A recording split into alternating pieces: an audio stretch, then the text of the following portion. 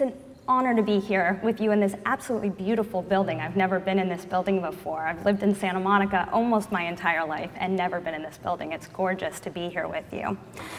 So as Ashira mentioned, my name is Nancee Jaffe, and I am a registered dietitian that works exclusively with the Division of Digestive Disorders at UCLA. That means I work with all of the different gastroenterologists that function at all of the different sites where UCLA has locations. And tonight we're going to be talking about gluten-free. So as I'm sure all of you are aware, gluten has become quite a buzzword in our society today. We hear it in magazines.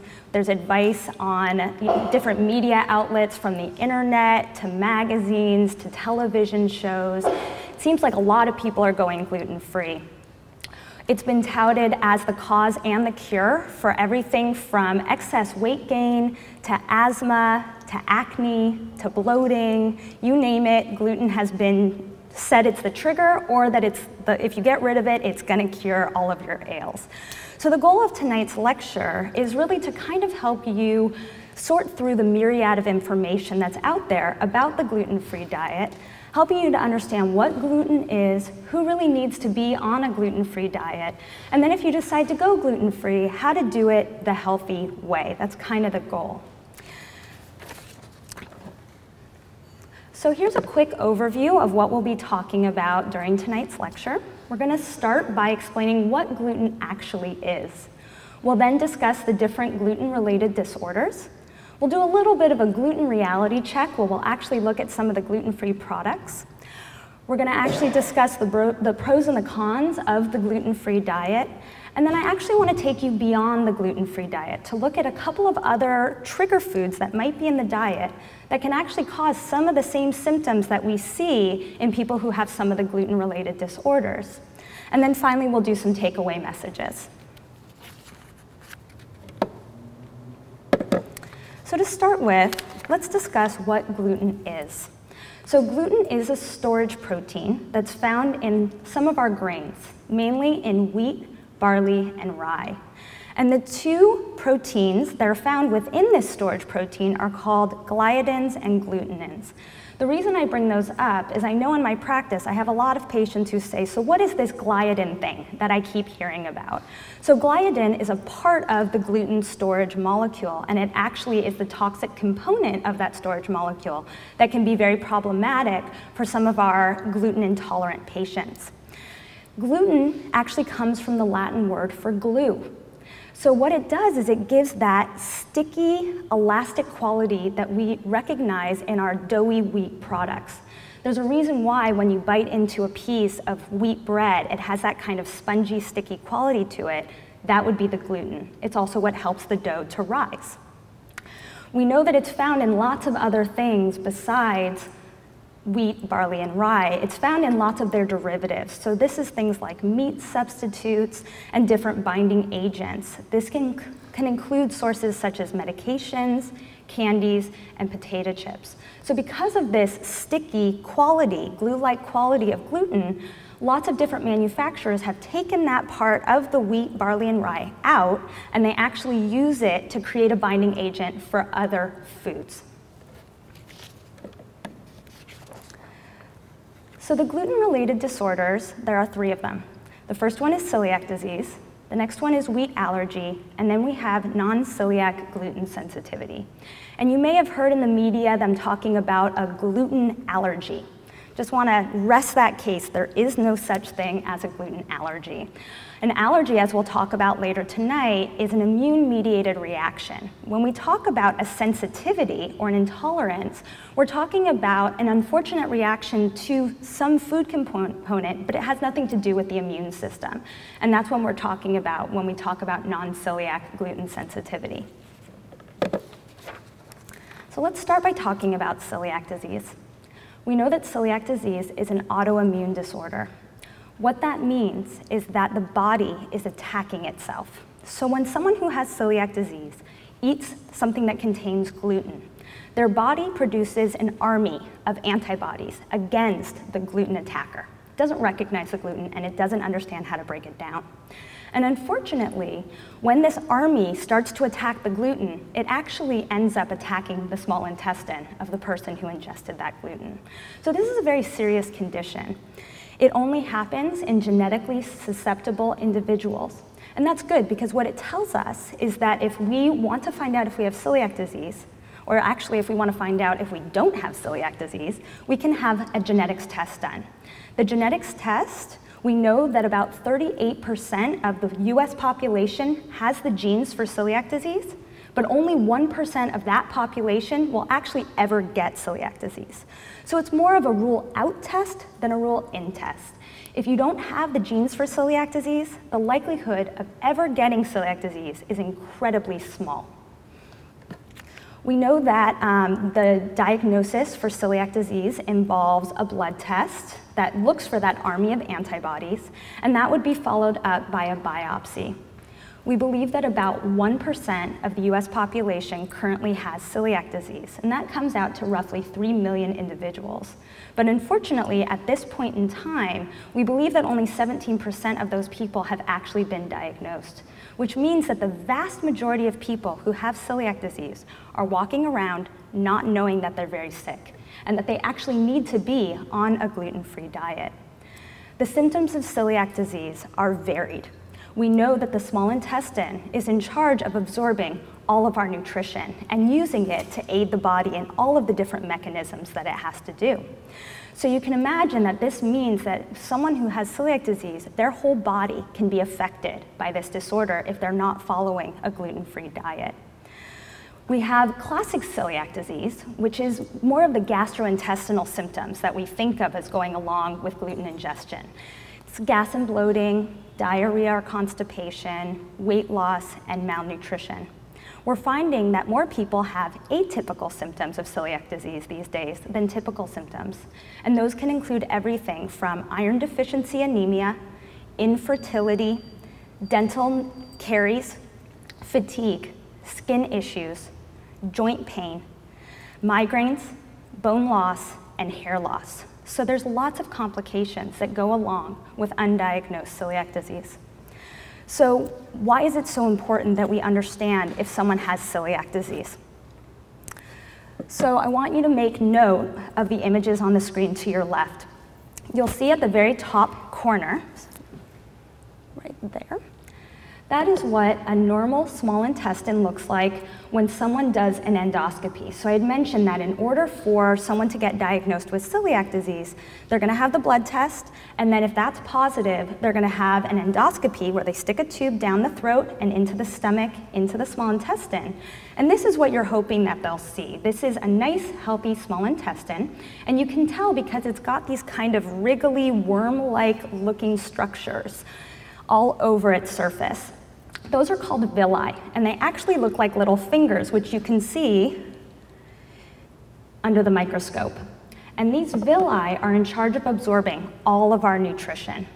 So someone who has celiac disease, this is what their small intestine is going to look like.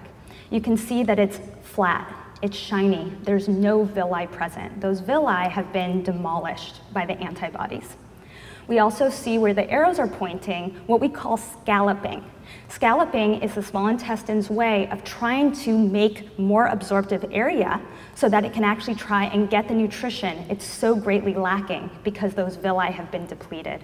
And you can see under the microscope that none of those fingers exist anymore. So this is the damage that gluten causes in someone who has celiac disease. So not only does a person who has celiac disease need to be on a gluten-free diet, but they have to be exceedingly careful and strict on that gluten-free diet. We believe that someone who has celiac disease can tolerate somewhere between 10 and 50 milligrams of gluten per day. So to give you an idea of what that means, a regular slice of wheat bread has somewhere between 2,500 and 3,000 milligrams of gluten. So you see that little crumb? That's 50.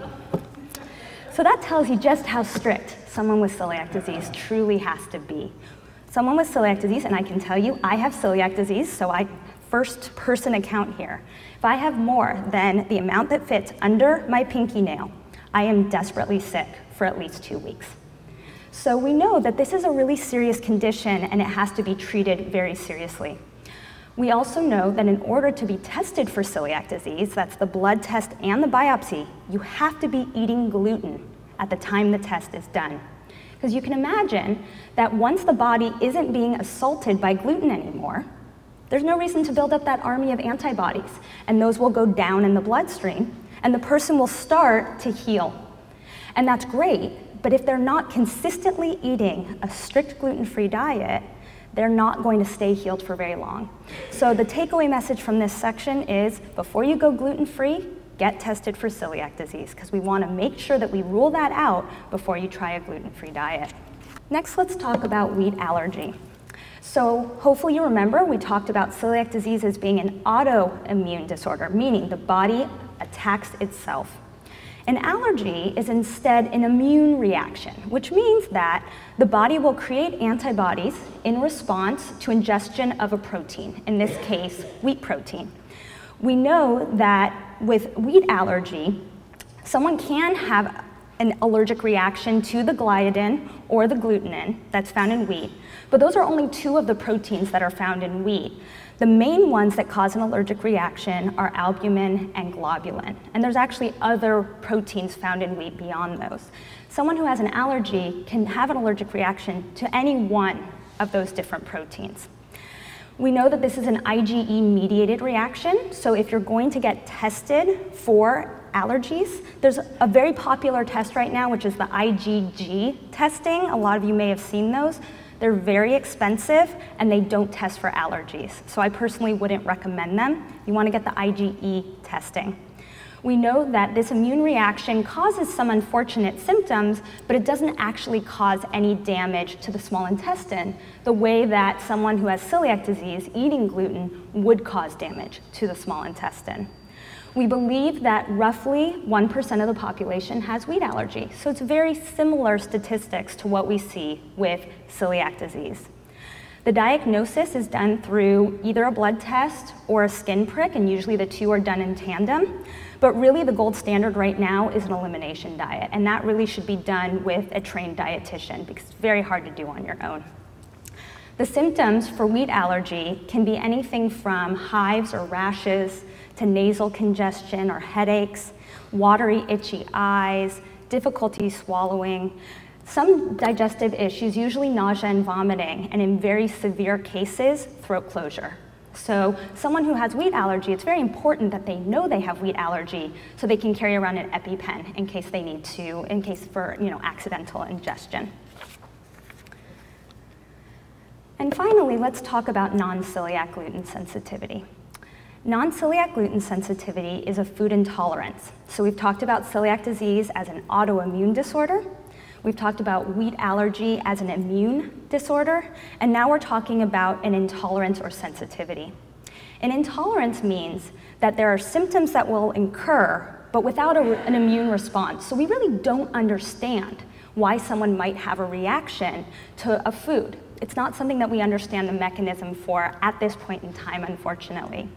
And that means that we don't have a test for non-celiac gluten sensitivity. It is a diagnosis of exclusion, which means that if we can rule out celiac disease, if we can rule out wheat allergy, we put you on a gluten-free diet, you get better. We put gluten back in the diet, you get worse, you've got gluten sensitivity. Okay? So this is kind of the definition for gluten sensitivity at this point in time until we have better diagnostic tools.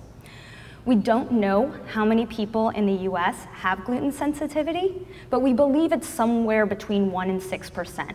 So that's up to 18 million people. So that's a pretty large amount of the population. But at the same time, we know that roughly 30% of the population is currently buying gluten-free products.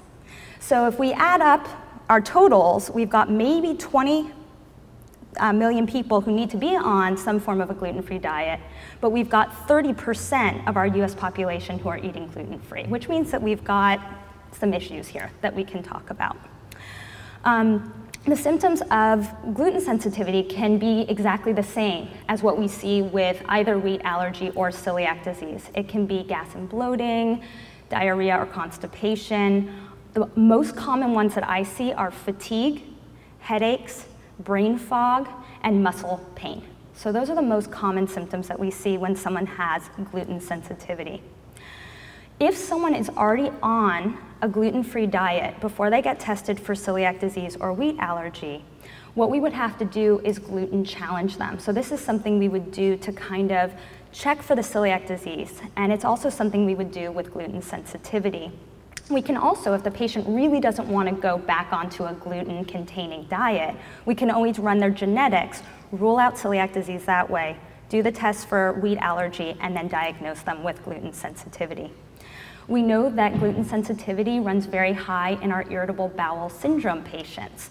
So we often are looking to exclude gluten in that population, especially if they are diarrhea predominant. The truth is, we're learning lots of things about gluten sensitivity because it's a very new disorder. We really don't know that much about it. But what we're finding is we don't actually think gluten is the issue when it comes to gluten sensitivity. And we may find the next time I'm giving this lecture that I'm calling it wheat sensitivity instead of calling it gluten sensitivity. The reason for that is that we actually think it might be a sugar component that's part of the wheat molecule that's causing a problem, not the protein, gluten. And that sugar is called fructans, and I'll actually talk about that later in the lecture. There's also defense mechanism components of the plant that it uses in the wild to try and keep itself from being eaten so it can propagate, that we also think might be causing some digestive issues in patients who have gluten sensitivity. So the message really is stay tuned. We'll know more within the next 5 to 10 years about this disorder. So now that we've talked about the 3 gluten-related disorders, hopefully you see that a gluten-free diet in these situations really is mandatory. It's very important. But what about everyone else? When is the gluten-free diet appropriate for other people to consider? So let's have a little bit of a gluten reality check. Most people think that by purely eating gluten-free, they're somehow healthier.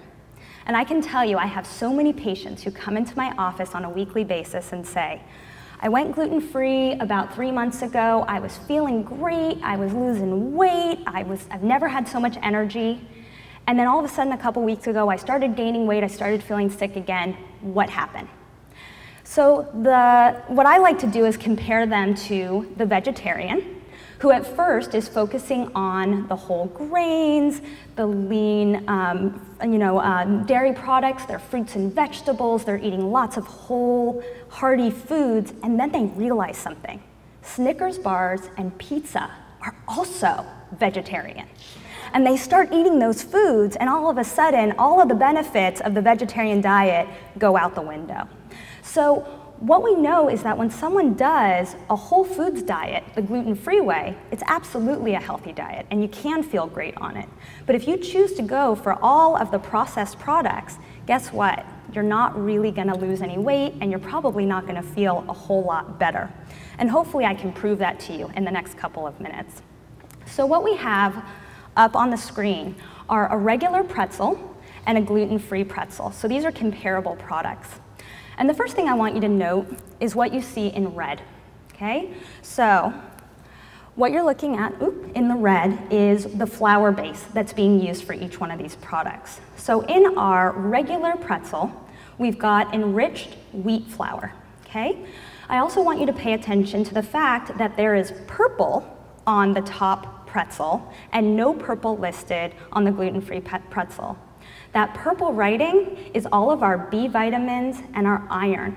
These are important vitamins and minerals that are stripped from the wheat during the processing, and then they're added back in by law. The law states that they have to be put back into these products so that they're a little bit healthier in terms of their nutritional profile. With our gluten-free products, unfortunately, we don't have that kind of law. So any vitamins and minerals that are stripped out of the grain during processing do not have to be added back in. And I can tell you at this point in time, I know of 3 different gluten-free manufacturers that are choosing to enrich, and that's it. So that's not many out of the hundreds upon hundreds of gluten-free manufacturers that have popped up over the past decade. If you also look, the different types of flour that are being used in the gluten-free pretzel are not really very high quality flours. We've got cornstarch and potato starch, which are broken down carbohydrates. They have absolutely no fiber to them. We've got a little bit of rice flour, and just for good measure, they threw in some soluble fiber for us. But for the most part, these are processed white flours. They just happen to be from gluten-free grains. So they're really no healthier. The only difference is they don't have the gluten, okay? The next color I want you to notice is the pink. So you can see that we've got two different sugar sources listed in the regular pretzel to the one sugar source that's in the gluten-free pretzel, but believe it or not, there's still more sugar in the gluten-free pretzel than there is in the regular pretzel. And finally, I want you to make note of the green. Greens are binders, fillers, stabilizing agents. I see one in the top list, and I see a whole bunch in the gluten-free list. And it makes a certain amount of sense, right? We said that gluten helps to hold everything together. And if we're missing that gluten in the gluten-free product, we're gonna have to use a whole bunch of binders and fillers and stabilizers to keep that product together and cohesive so that it has a similar flavor profile to the original product. And those binders and fillers can cause all sorts of GI distress. So if I haven't quite convinced you yet that gluten-free isn't always healthier than gluten-containing, let's actually take a look at the nutrition label. So you can see that the regular thin pretzel is 110 calories to our gluten-free pretzels 120 calories.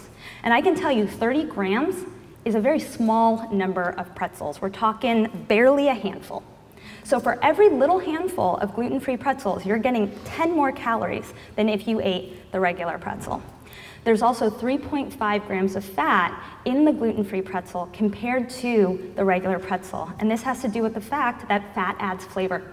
And the gluten-free products need that extra fat in order to have that same flavor profile that is not found in them naturally. The carbohydrates are roughly the same, and you can see that the sugar is a little bit higher in our gluten-free product. So what we know, hopefully I've convinced you now, that gluten-free does not necessarily mean healthy. And I want to read a quote that I really, really like that I saw in the Huffington Post in September of last year.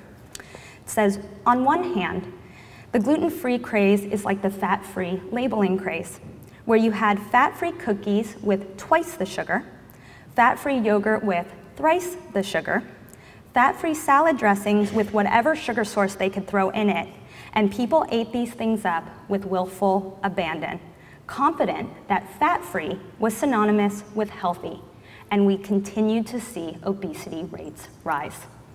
I heard a really super scary statistics just the other day. We know right now in this country that roughly 60% of our US adults are either overweight or obese. They are now saying that by 2016, 50% of our US adults will be obese. So that means that our population is estimated to continue getting bigger and bigger and unhealthier and unhealthier. And this is a problem because obesity is an inflammatory disorder that leads to other inflammatory disorders such as diabetes, cardiovascular disease, even cancer. So it's really important that we get our nutrition in check. So let's talk really quick then about the pros and the cons of going gluten-free, because there are definite pros to going gluten-free, even if you don't have one of the gluten-related disorders. If you do gluten-free the healthy way, you're removing a lot of the processed, refined, high-fat, high-sugar, white products from the diet. And as we said, this lowers your risk for a lot of different disease states. But this is only if you focus on whole foods. So if you're using lots of good fruits and vegetables, you're eating low-fat or non-fat dairy products if you tolerate them. You're using nuts and seeds and legumes and beans and whole gluten-free grains. So this includes everything from brown rice to quinoa, millet, amaranth, sorghum, flours and grains that we had never even heard of before, okay? All of these are really healthy, and it's definitely healthy to put these foods in your diet. Just do them the whole way. That's the healthy way to go about it.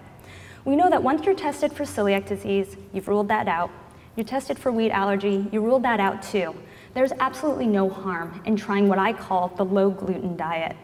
I can tell you that if I wasn't celiac disease, I would be eating barley as often as I could. And the reason I say that is barley is a prebiotic, which means that it actually is fuel for the healthy bacteria that live in our gut and helps them to proliferate and create really good digestive health. They're super high in fiber. It helps to lower cholesterol, and it helps to stabilize blood sugars. Wheat does the same thing. So these grains, when used in their whole format, are really super healthy for the body. We just want to make sure we're doing them the right way. In terms of some cons of going on the gluten-free diet, it can be a really big hassle. Gluten-free is much more popular than it used to be. When I was first diagnosed with celiac disease about 7 years ago, there was one type of bread and it tasted like cardboard, and there was one type of cookie, and it was, the fact that they could call that thing a cookie is a sin. They should not have been allowed to, and I can tell you it doesn't exist anymore. It has lost out in the marketplace.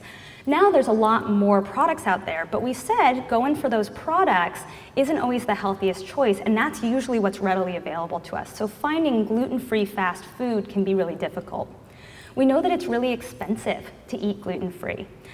One of the research studies that just came out showed that it's actually 247% more expensive to eat gluten-free on an annual basis than it is to eat the wheat-containing foods. I can tell you that if you go to the grocery store and you look at a regular loaf of bread, it's somewhere around $3 or $4. If you go to the grocery store and you look for gluten-free bread, the cheapest you will find is about $6. It's usually closer to $8. And if you don't live in an urban area like we're fortunate enough to live in, it can be as high as $12 for a loaf of bread. Okay, so it can be really expensive to live a gluten-free lifestyle. We know that there are potential nutritional deficiencies that go along with living a gluten-free lifestyle. As we saw from the pretzel example, gluten-free products are not enriched or fortified, which means that you could be lacking really important vitamins and minerals. We also know that gluten-free processed foods tend to be really low in fiber. I see a lot of gluten-free patients who are very constipated and they don't understand why. It's because when you eat a lot of starch products, you're not getting fiber, and that means that you're not helping your bowels to be able to move properly. We already mentioned that the gluten-free processed foods are oftentimes less healthy than their gluten-containing counterparts, as they have more fat and sugar. And we also want to be aware that there are other intolerances that exist that could be potentially causing someone to have GI distress. So oftentimes patients are going on a gluten-free diet because they're experiencing excess gas and bloating, or they're feeling really fatigued. And there's other things that could be causing that besides gluten in the diet. So just towards, for the end of this lecture, the next 10 minutes or so, I want to just go into what some of those other foods that potentially could be causing problems might be, and a couple of quick tips of things that you at home can do about that to see if these things help you to feel better. We've already talked at length about the difference between allergies and intolerances. And we know in this country that there are 8 leading allergens that we think about 8% of the population has. And you see them up on the screen there. We had talked about wheat, but they also include some of the most common things we see in our food supply, including dairy products and eggs and soy.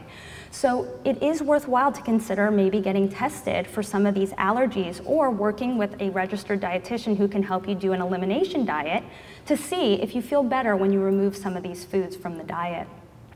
We also know that food intolerances are incredibly common in our society. Lactose is a big one. We believe that about 50% of the US population has some sort of issue or malabsorption when it comes to dairy products. Mainly, it's the sugar source, or lactose, that's found in those dairy products that tends to cause most of the problem. We do have a breath test that people can take that helps us to understand if they have lactose malabsorption. So that's something that if you're working with a gastroenterologist, if you're not, we've got wonderful ones at UCLA. You can pick up a flyer on the way out. They can all order that breath test for you, and we can find out if you have an issue with lactose. We know that certain ethnicities are at a higher likelihood of having a lactose issue. That includes African American, Asian American, Mexican American, Jewish. Much higher in these populations, 75%, 90%. Very high probability of having an issue with lactose. Fructose is another sugar that we find is commonly malabsorbed with our GI patients. Fructose is a very big single molecule, and it kind of looks similar to glucose, but not enough that the body really likes it. So glucose is the favorite fuel source of the body. The body loves glucose. Fructose, it can kind of take or leave, and oftentimes it leaves it, and that means that it travels all the way through the GI tract. It carries water with it, which means it can cause some of those gurgling noises that people talk about when they're nice and bloated. It can also lead to loose stools. And when it gets down to the colon, the bacteria there love fructose, they munch on it, and it causes all sorts of gas and bloating and pain. So fructose is a very common one. And we also have a breath test that can check for fructose malabsorption. So that's another one to look into when you're working with your gastroenterologist or your registered dietitian. A kind of new diagnosis on the block is SIBO, which is small intestine bacterial overgrowth, SIBO. And what we know SIBO is a high proportion of bacteria living in the small bowel. So we've got our small intestine and we've got our large intestine. Most of the good bacteria that our body needs exist in the large intestine. That's where they're supposed to be. We have some in the small bowel, but we're not supposed to have as high a proportion as we do in the large intestine, and we're also supposed to have different varieties. And what can happen is some of those bacteria that normally live in the large intestine, they can migrate their way up into the small bowel, and this can cause all sorts of problems, most predominantly gas and bloating. It can lead to macronutrient malabsorption, so that's our carbohydrates, our proteins, and our fats. It can cause inflammation in the body, and it can lead to vitamin deficiencies, most predominantly B12. So this is something to kind of keep an eye out for. We know that SIBO is very common in patients who already have GI disorders, such as celiac disease or irritable bowel syndrome or a motility issue, but it can also be found in people who simply have diarrhea. So it's something to look into with your gastroenterologist.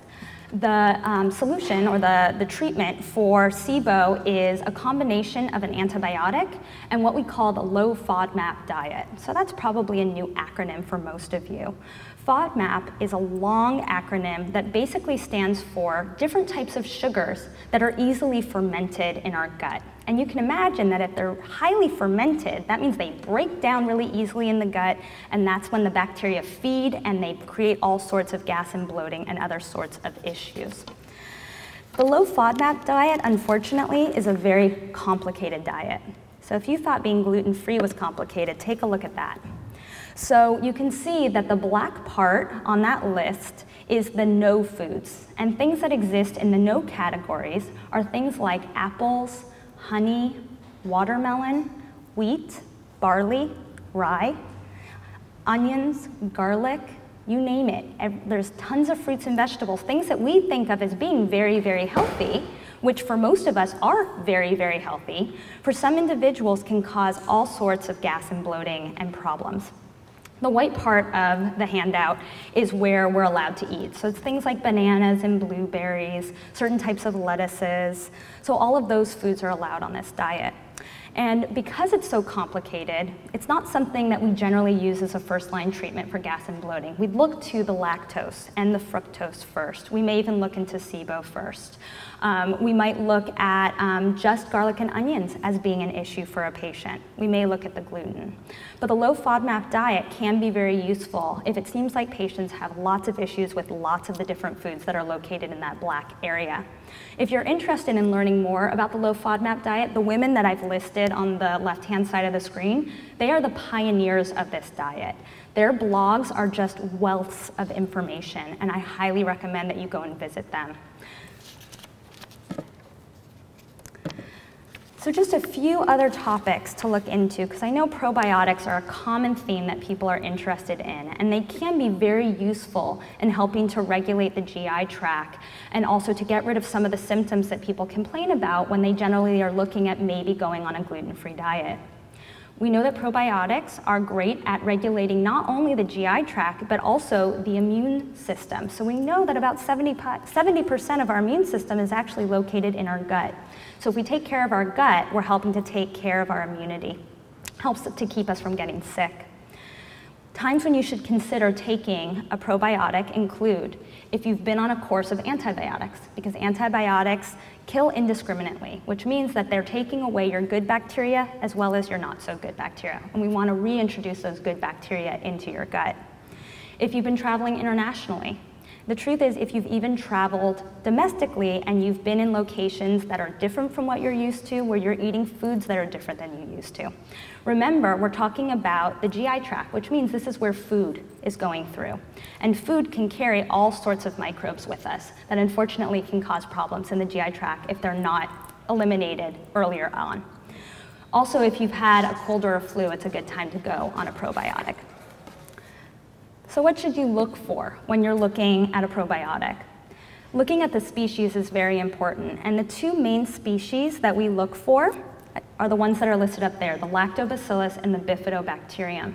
We also want to look at the different strains of those two species that are available. So you can see that you're seeing L something, B something, L something, B something. So what that is lactobacillus, and then it's telling you the strain. So Lactobacillus acidophilus. Okay, so it's giving you the species and the strain.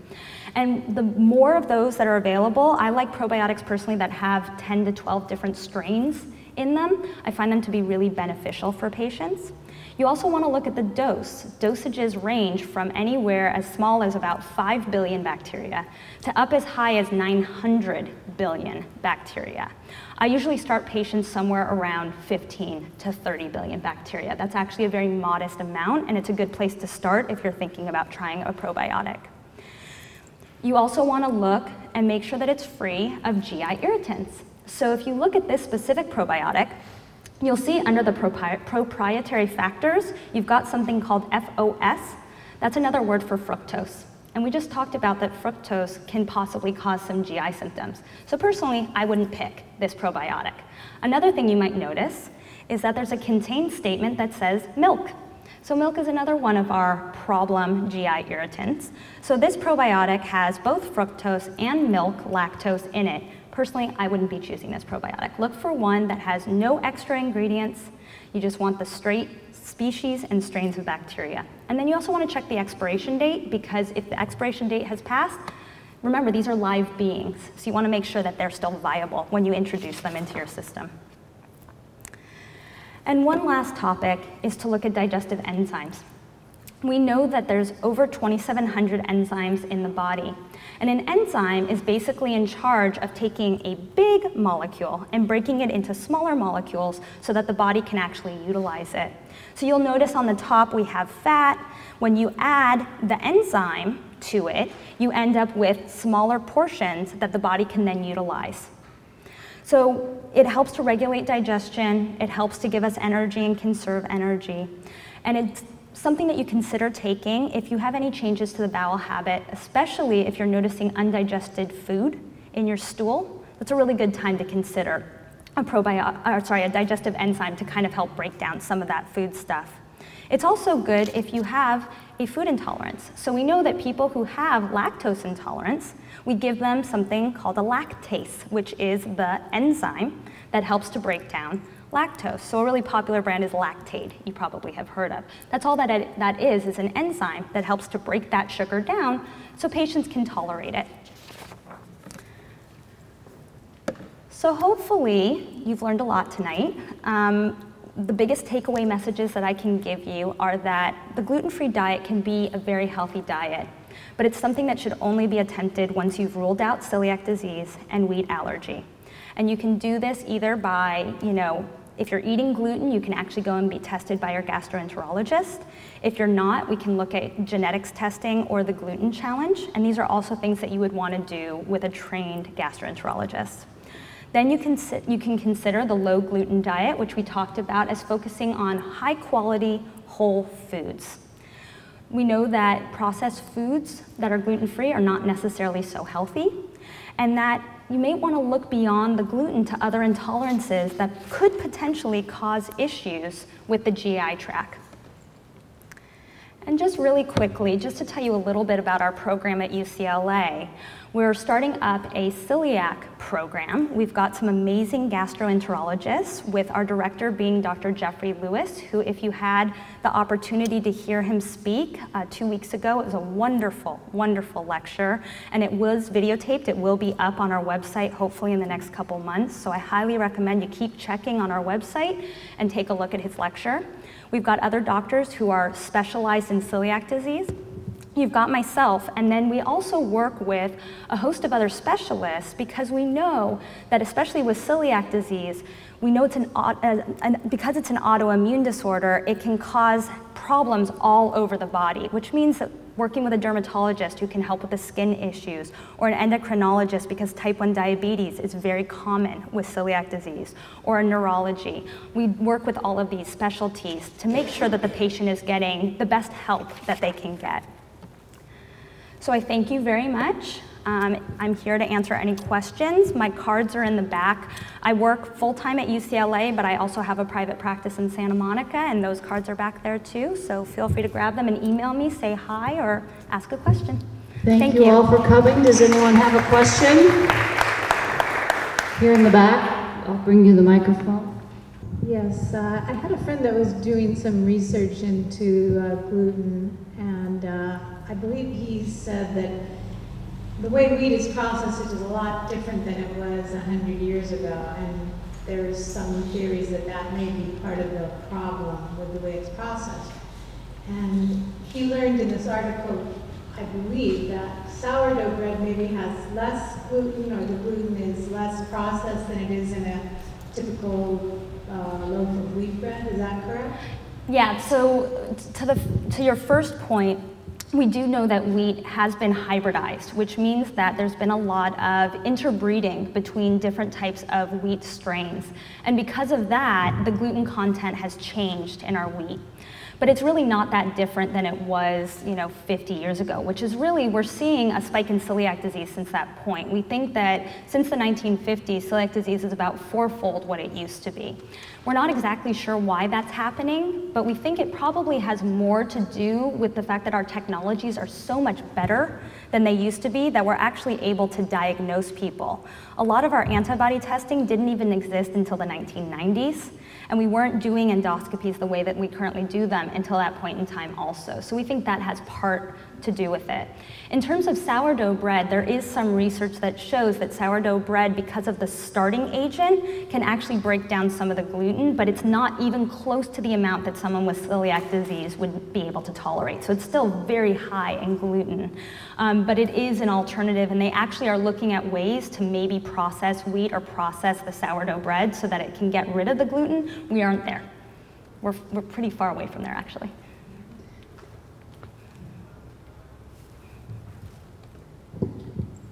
You mentioned that probiotics are living organisms. Do the pills as such need to be refrigerated? I am a big fan of using the refrigerated format. The truth is that they do have freeze-dried versions that are shelf-stable. So you can use that variety as well, but I personally prefer to use the ones that are refrigerated, because the organisms are already viable when you buy the product versus having to hit your system to become more viable. Someone over here had a question?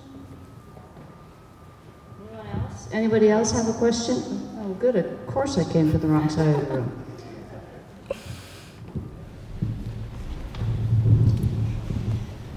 You mentioned that the probiotics should be taken after a flu, or if you have something going on, with medicine or whatever.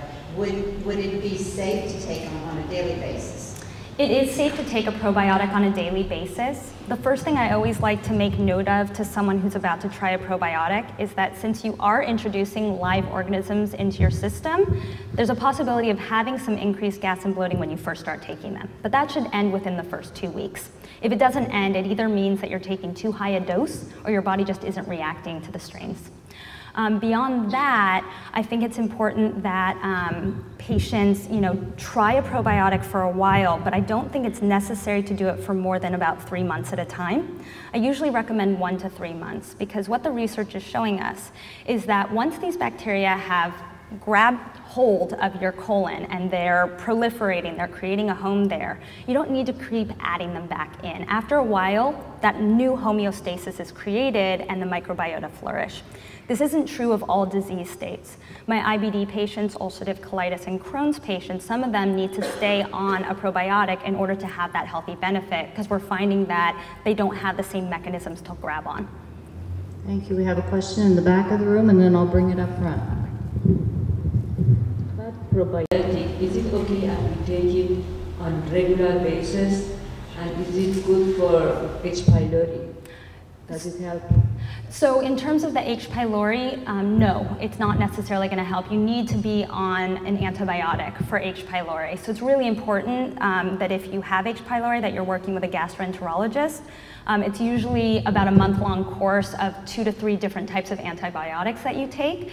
After that treatment is over, that's when you would want to start the probiotic, usually waiting about 6 to 12 days because the antibiotics stay in the system for a while. So they're still going to kill off some of those probiotics. And as I just mentioned, it's absolutely safe to take a probiotic on a regular basis. All right, you're next, but you're at risk in front of the speaker of a big squeal. So. Yes, if one is diabetic, should one take gluten-free products since they have sugar in it? So unfortunately, gluten-free products are not necessarily any different in terms of their carbohydrates than are the regular products, and actually they can end up being higher in carbohydrates. So when we're working with our type 2 diabetes patients, we do a lot of carb counting. So we figure out, how many carbs they can have at breakfast, how many carbs at lunch, how many carbs at dinner, and how many carbs at snacks. And from there, we look at the different gluten-free products, and you actually read the back of the label. It'll tell you how many total carbohydrates there are and how many per serving. So you really want to make note of those things. But going gluten-free, you're still eating carbohydrates. So unfortunately, it doesn't aid a diabetic any differently than if they were eating any other carbohydrates. I've been on a gluten-free diet for 6 months and without any tests. Okay. The reason was that I have read that wheat and other grains are genetically modified and are more dangerous to the human body than to eat it. So should I continue with the gluten-free diet because of the genetically modified stuff that they bring out on the market that people are not aware of? So what I can tell you is that based on my source, who is one of the top researchers on gluten-free in the entire country. She works very closely with the USDA, the FDA, to try and understand how they work, what their labeling laws are, and what the wheat varieties are in the US. And what her source tells her is that wheat is not actually, it is genetically modified, but it's not used for human consumption. So the wheat that's genetically modified supposedly is only fed to animals. Supposedly, it's not in our products. It's up to you whether you choose to believe that or not. The big thing I would say is, how do you feel being on the gluten-free diet? If you feel better, then continue. But I would seriously consider maybe getting genetically tested or talking to a gastroenterologist. If you are having, we know that celiac disease can be silent, which means that you don't have to have any overt reactions to it in order for you to have celiac disease. So it is something worthwhile ruling out before you go completely gluten-free. Yeah, sure. Yeah, I have a question about digestive enzymes because I have a friend who always takes it right after a meal. So I started doing that too. Is that dangerous or is it not dangerous? Or? So the first thing is you have to take digestive enzymes before the meal. So if you do it after the meal, not going to be so helpful. So you can tell your friend that one. We actually want to take it at the first bite of the meal because what happens is that it will actually it will open up in the stomach, it will latch on to the food, and as it's moving to the small intestine, it actually helps to break it down. Okay, and some of them are enterically coated, which means they make it all the way to the small intestine, open up, join with the food, and then start to mix and cut them apart. I think digestive enzymes can be really, really useful, and I use them a lot in my practice, but we want to make sure that we're using the right digestive enzymes for the right people. So using ones that are just for carbohydrates, protein, and fat can actually stress the pancreas because they're doing the job that pancreas normally would do. So if you are giving yourself enzymes that the pancreas normally would be outputting, there's a possibility that the pancreas will not be outputting as strongly as it used to. So with that said, my favorite digestive enzymes are ones that are carbohydrate specific to certain sugars. So they're going to be for lactose, they're going to be for fructose, they're going to be for raffinose and stachyose and all of these different types of sugars that exist out there that a patient is having problems with. So when I'm working with a patient, I don't just tell them to take a digestive enzyme. We do a food diary and we look to see which foods are actually causing problems for them, and then from there we specifically choose the right digestive enzyme for them. Of course. Question. Yeah. If the patient that presents with digestive problems and weight loss and anorexia, are there any of the celiac or non-celiac or allergy group that come to mind? I mean, celiac disease would clearly be the first one to come to mind because that's classic celiac disease, is to have those types of symptoms. We don't usually see weight loss as a problem with our wheat allergy patients, but in all honesty, nowadays 40% of all celiacs who are diagnosed are overweight. So you don't have to have weight loss in order to have one of the gluten-related disorders. Unfortunately, there's a lot of disorders that go along with potential weight loss, especially if it's unintentional. So there would have to be a whole workup to try and figure out what was causing that. I have a question. A friend of mine went to Europe and forgot their lactase and forgot their, they ate wheat and had no symptoms at all. And they think it's because in Europe they're required to identify GMOs on their ingredient label, whereas here you're not required. Yeah, and again, you know, to the best of my knowledge, we don't use genetically modified wheat in our human products. What? You're eating the meat, but the idea is that by the time it's part of the meat, the protein is no longer in existence. So someone who has celiac disease, we don't have to worry about them eating protein. They can eat beef or chicken or turkey or fish because there's no gluten left in the end product. Does it mean that if it's genetically modified there aren't problems? We really don't know very much about genetically modified. I can tell you personally, I eat organic as often as possible and GMO free as often as possible because we just don't know. We have our last question here up front. Hi, I wanted to ask if gluten can be a cause of allergy, like a post-nasal drip and that sort of thing? There's a possibility that it could cause congestion in some people. Usually we'll see that with a wheat allergy, and in that case it may not be the gluten, it could be one of the other proteins that's found in our wheat. In terms of celiac disease, it's not a common symptom, but I'm not going to say it's not possible. Sure. Anyone else? Quick? Okay, 1, 2, and then we're done. My mom takes probiotics. She got on antibiotics and it messed her up. She went on probiotics. And now she takes a really good one that's very expensive all the time. Okay. So you're saying she can take a break from that?